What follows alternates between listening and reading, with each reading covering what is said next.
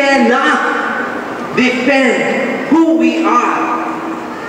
Karamihan po sa atin, hindi alam ang ating pananampalataya. Inaalimura na si Jesus.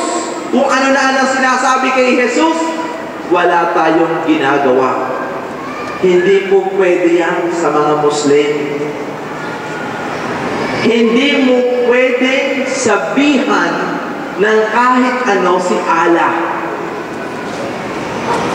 Pero tayo, gawin mo na ang lahat, sabihin mo na ang lahat, hindi pa rin tayo kikibo.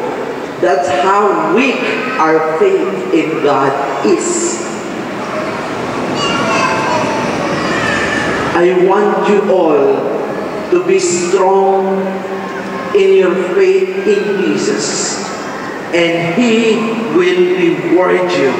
Gagantimpalaan tayong lahat ng Diyos kung tayo ay mananampalataya at sasamba ng tama. Amen. Palakpakan natin Diyos yan. Why God is healing us up to this date? God is healing us up to this date because God wants you all to know how much important you are in Him. Gusto niyang malaman na kayo ay importante. Mahal kayo ng Diyos. Sabi nga sa John 3:16, For love so loved the world that He gave His only begotten Son, and those who believe in Him will have eternal life. Yun daw kung makakaramdam ng pagmamahal ng Diyos ay magiging mabuting tao. Alam niyo ba kung sino yung taong puno ng galit sa dibdib? Alam niyo ba kung sino yung taong there's so much insecurities? Karamihan po sa atin insecure. Ano ba ang insecure na tao?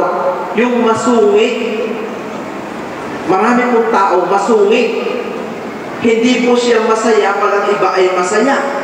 Hindi po siya nasisiyahan kapag gusto niya kanyang lahat. Ganit, swapang, greedy. Put it that way, kaya nga may corruption. And it is so sad. Our country is a Christian country. And yet we are not living as a Christian people. Malaking iskandalo ito na ang isang Kristiyanong bansa ang pinakakurap na bansa sa buong mundo. Malaking iskandalo ito kung bakit tayong mga palasimba ang numero unong sinungaling, ang numero unong chismosa, at numero unong maninira. It is a big scandal. So why? Because we are highly sacramentalized. Meaning, hindi isinasapuso at isinasabuhay ang ating pananampalataya. Ang sikreto dyan ay ito. We need to experience the love of God. Alam mo ba na mahal ka ng Diyos? And that alone is enough to heal you. The love of God is enough to heal you. Sapat na maramdaman mo ang pagmamahal ng Diyos bago ka gumaling. That's why I believe that healing comes from experiencing the love of God. And this love of God manifests through the Eucharistic celebration. Kahapon po, may 2 bulag nakakita. Noong unang araw ko dito, nandanong po ako sa simbahan ng Our Lady of Peace and Good Voyage. Lahat pong babae na may cyst sa suso na walang lahat gumaling. Ngayon, hindi ko po alam kung anong pagagalingin ng Diyos. Bahala na siya.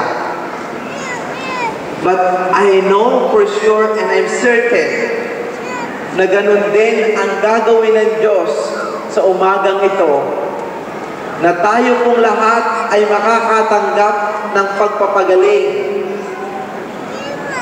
At ang pagpapagaling na yan ay mangyayari at nangyayari because of the letter S. God is healing us because God wants us all to serve Him.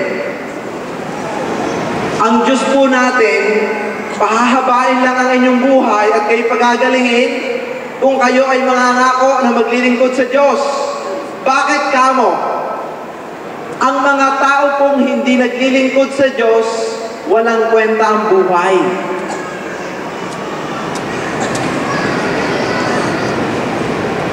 Makinig po kayo. Only those who have purpose in this world live a meaningful life.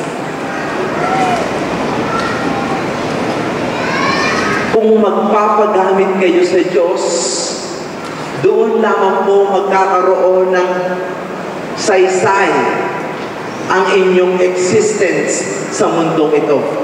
Your existence in this world has no value if you are not going to serve the Lord.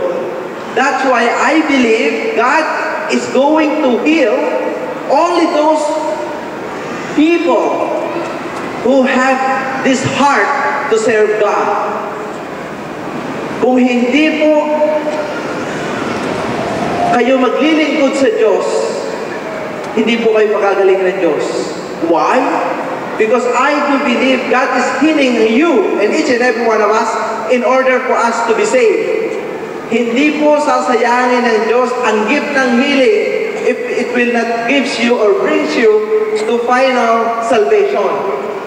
Kung hindi rin lamang maliligtas ang inyong kaluluwa, pababayaan na lamang kayo ng Diyos na mamatay. You understand me? Dahil hindi rin lang kayo magiging masaya. Napakarami pong tao na maraming pera. Napakarami pong tao walang sakit, but they live a miserable life because there is no God in them. Napakarami pong tao, nakakakita, nakakalakad, malakas, but they are in misery because they are far from God. Pero maraming mga may sakit na katulad nito, may tumor, may cancer, na-stroke, they are so peaceful because they are close to God. And I'm telling you,